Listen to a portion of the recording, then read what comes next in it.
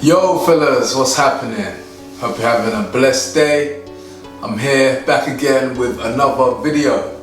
So this time I want to talk to you about how you can reduce your belly fat, how you can reduce your fat around your abs. First step, figure out how many calories you should be having. So how this works, you want to be on a calorie deficit. So you want to reduce the calories you're having per day. This will ensure that your body starts to use your body fat as fuel, and you'll start to lose weight and you'll start to lose body fat as well. If you're on a calorie surplus, this is where you put on weight, and this can cause you to put on fat as well, especially if the foods that you're having are not quality foods, yeah? So number one, figure out your calorie intake and start reducing that. I would aim for a ballpark figure if you want to reduce 500 calories, or your calorie intake by 500 per day of your maintenance. So your maintenance calories are calories that are required for you to maintain your weight and your body fat levels right now. Yeah, so if this includes obviously your activity, like moving around and being active and going to the gym and going to work, and also includes your base metabolic rate as well. So if you was in bed all day, these are the calories that would be required to maintain your weight whilst carrying out your vital function. There's so much going on inside, obviously maintaining your muscle, contracting your muscle. I mean, even in bed, you know, your heart's working, your lungs are working, your stomach's working, so there's a lot going on, so your body needs calories for that. So yeah, to figure that out, reduce that by 500 a day as a rough guide to reducing body fat. Number two, you want to start tracking your calories, yeah? So a great tool I advise you to use is MyFitnessPal. How MyFitnessPal works is basically a food diary and calorie tracker that enables you to keep track of the food that's going through your body or going past your lips. You get out of it what you put in. So I want you to go extreme on this. Every morsel that passes your lips, I want you to be tracking. Breakfast, lunch, dinner, snacks, everything in between, protein shakes, even water. I want you to track your hydration, because that's also important, yeah?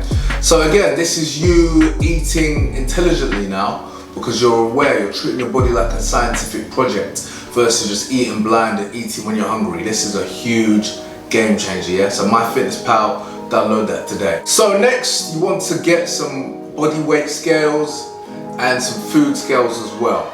So in regards to body weight scales, I've got some fantastic digital scales that I use so I can track my progress throughout time. So I weigh myself twice a week on Thursday mornings. So first thing in the morning I wake up, even before I brush my teeth, I put my phone on the counter, I jump on the scales and it automatically syncs. And so I do that on Thursday mornings and Sunday mornings. If you weigh yourself every day, your weight's gonna fluctuate up and down and it's gonna throw you off a little bit. So a few days apart does well for me. And obviously, you know, you wanna reduce body fat, but undoubtedly your weight is gonna go down as well. So as long as your weight is going down, that's a good indicator. Food scales as well, essential. You can grab some for less than £10, some quality food scales. In regards to MyFitnessPal, you should have broken down some meals that you want to be having, and using MyFitnessPal, you should have experimented with foods that you like and found a way and found quantities that all add up to hit your calorie figure.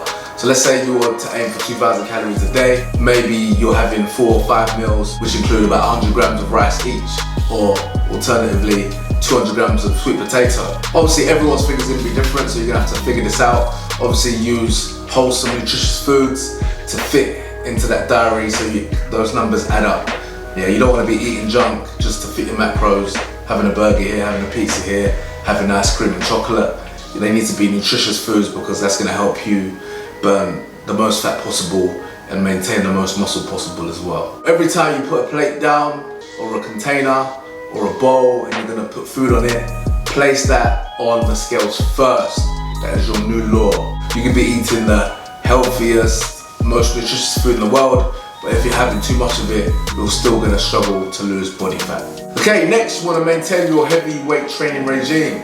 So if you're watching this video, I assume that you're hitting the gym hard, whether that be free weights or machines, and you're training intensely. You want to maintain that, don't stop that, especially as your body starts getting low on energy.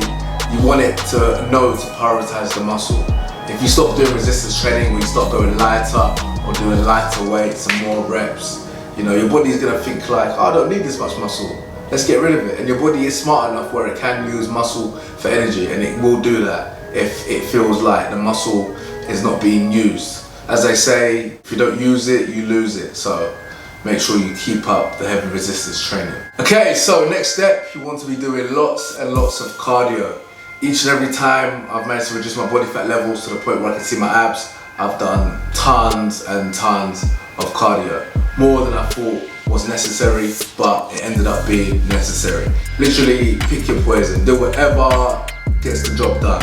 So recently I've been doing a lot of low intensity steady state cardio. So cardio lasting at least 45 minutes on average to about an hour. I've been doing personally incline walking. So incline walking, you can do the stair climber, you can jog, you can do the spin bike. Your heart rate is at a steady level. So for me, I find anything from 120 to 140 beats per minute is good. You just have to get into the right frame of mind, get out your iPad, get out your phone, watch a video, learn something new, listen to an audiobook. It actually can be quite enjoyable. It can actually be very productive. So go for that. Alternatively, you can go for high intensity interval training. So how that works is that you do short bursts of intense exercise, intense cardio activity, followed by a rest period or a lower intense period. So a common way that I've done it previously has been treadmill sprints. So how this works, you set the treadmill at a fast pace. You can start standing on the sides where you can rest. The treadmill will be running. And when you're ready, you're gonna jump on, sprint for 30 seconds, then hop off for 30 seconds. Then sprint for 30 seconds, then hop off for 30 seconds. So there's many variations to this, obviously depending on the speed as well. You may want to sprint for longer or run for longer. Maybe you might run for a minute, jog for 30 seconds and repeat. So there's many variants to this. Obviously, experiment, that's all it is. Everyone, you know, person A might hate HIIT training, person B might love HIIT training. You know, so find a way that works for you. And yeah, just repeat, you know, just keep consistent with all those steps I've outlined. You know, keep consistent with tracking the foods, keep consistent with the weight training, and keep consistent with your nutrition and your cardio. And just keep doing it and keep tracking your weight, that's the main thing. Decline, they should be declining. And if you're tracking everything, if your weight, for example, 1 week doesn't go down as much as you'd like, just check the food diary. What did you put in there? Maybe you're having too much sauce. Maybe you're having, oh, can you have too much sauce? Maybe you're having too much, you know, oils in your preparation, or maybe you're, you know, there's a couple of things you're sneaking in there that you've tracked and you can cut out, and just treat it as an experiment. Everybody's different. I can't look at someone and say you should be having this, this, and this. It's all trial and error, and eventually you'll get there.